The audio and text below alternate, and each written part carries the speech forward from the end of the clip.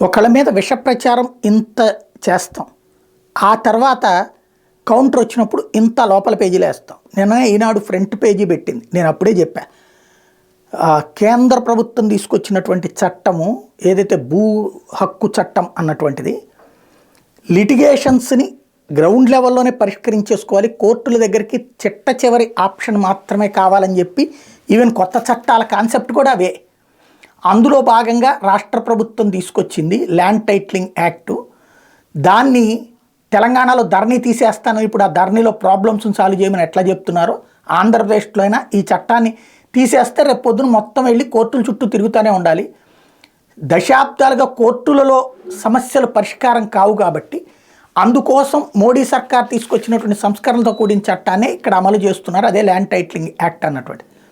But ఈనాడు మాత్రం విషం చెమ్మాల్సిందంతా చెమ్మేసింది. Front page లోపల పేజీలో కలిపి దాదాపుగా ఒక ఫుల్ పేజీకి సరిపడినటువంటి స్టోరీ, ప్రజల్ని నమ్మించేటటువంటి వంచేటటువంటి స్టోరీ రాసేసింది.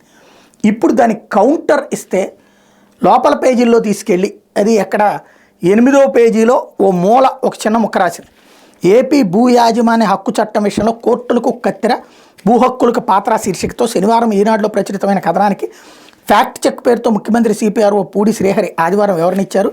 కోర్టుల పరిధి యథాతథంగా ఉంటుందని, వాటి అధికారాలపై ఎటువంటి నియంత్రణ కానీ కుదించడం కానీ జరగలేదన్నారు. ఏదైనా కోర్టులో భూమికి సంబంధించి ప్రస్తుతం వివాదం ఉన్నట్టయితే ఆ వివరాలను టైటిల్ రిజిస్ట్రేషన్ అధికారికి తెలియజేస్తే వాటిని రిజిస్టర్లో నమోదు చేస్తారన్నారు. కోర్టులో పరిష్కారం అయిన తర్వాతే న్యాయస్థానం ఆదేశాల మేరకు తుది వివరాలను రిజిస్టర్లో పొందుపరుస్తామని వెల్లడించారు.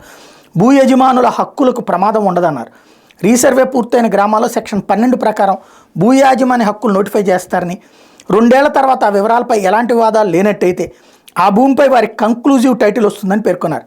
తద్వారా ప్రభుత్వ గ్యారంటీ లభిస్తుందన్నారు. కొత్త చట్టం ప్రకారం రీసర్వేలో భాగంగా ప్రతి భూభాగం అక్షాంశాలు రేఖాంశాల వారీగా జియో కోఆర్డినేట్స్ ఆధారంగా హక్కులు నిర్ధారిస్తారని చెప్పారు. రికార్డులను తారుమారు చేయడం అసాధ్యమని వివరించారు.